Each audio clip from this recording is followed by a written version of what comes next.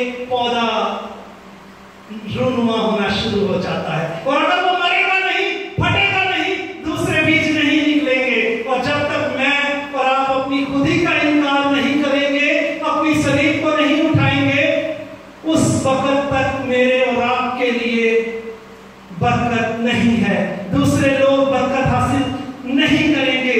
और कुरान के पाक और मुकद्दस कलाम में जब हम देखते हैं कि जब हम उसके शागिर्द बन जाते हैं, तो फिर हम छुपाना भी चाहें, किसी को ना भी बताना चाहें, तो ये हमारे इख्तियार में नहीं है। मसीह यीशु को पकड़वा दिया गया, बुजुर्ग पतरस छुप छुप के देख रहे हैं। एक औरत आई और उससे कहने लगी कि मुझे लगता है कि ये भी जो है उसके साथ है। वो तो छुप रहा था।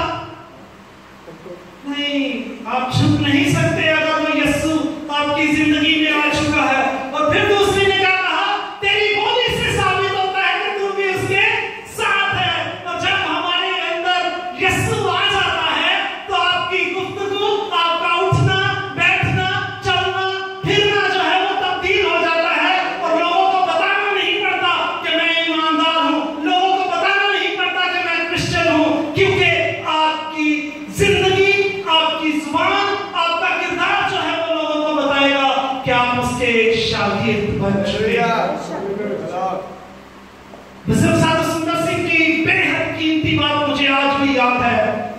उन्होंने कहा कि अगर मैंने खुदावंद यीशु मसीह को अपनी आंखों से ना देखा होता तो शायद मैं वापस लौट जाता, लेकिन अब मैं चाहूं भी तो वापस नहीं लौट सकता, क्योंकि वो मेरी जिंदगी में इस तरह रच बस गया है कि मैं उसके नाम का जिक्र किए बगैर नहीं रह सकता, उसका बयान किए बगैर नहीं रह सकता। और यही तो यिर्मयाह भी कहते हैं, क्या खुदावंद तेरा पाक कलाम मेरी जिंदगी में आग की मानिंद है। अगर बयान करता हूं लोग पत्थर मारते हैं, नहीं बयान करता वो मुझे अंदर ही अंदर आग की मानिंद जलाता रहता है। क्योंकि जब हम उसके शागिर्द बन जाते हैं तो हमारी रूहें बेचैन हो जाती हैं, उसकी खिदमत के लिए हम आराम से बैठ ही नहीं सकते। और जो वक्त खुदावंद के साथ हमने तय किया है, उस वक्त तो हमारी बेचैनी की इंतहा हो जाती है कि इस वक्त हमें कहीं और होना चाहिए था और हम नहीं हैं। और ये इस बात की तस्दीक है कि खुदावंद आपसे प्यार करता है। और अगर आपको उस वक्त ये बेचैनी नहीं हो रही, तो याद रखें कहीं ना कहीं कमी है। आज मैं और आप देखें कि क्या मैं उसका शागिर्द हूं। अगर बनना चाहता हूं तो क्या मैं इन सारी बातों को पूरा करने के लिए तैयार हूं।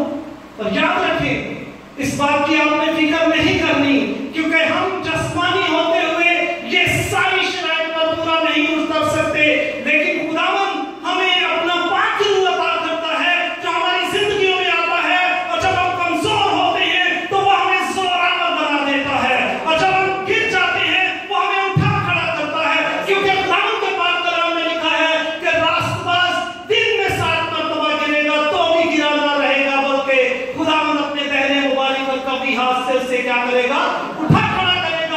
और इस जिस्म में रहते हुए हो सकता है हम गिर भी जाए, कोई बात नहीं, ये इंसानी फितरत है। इस बदन में कोई शख्स कामिल कभी भी नहीं हो सकता, लेकिन चलते रहना है, उसके शरीर की तरफ चलते रहना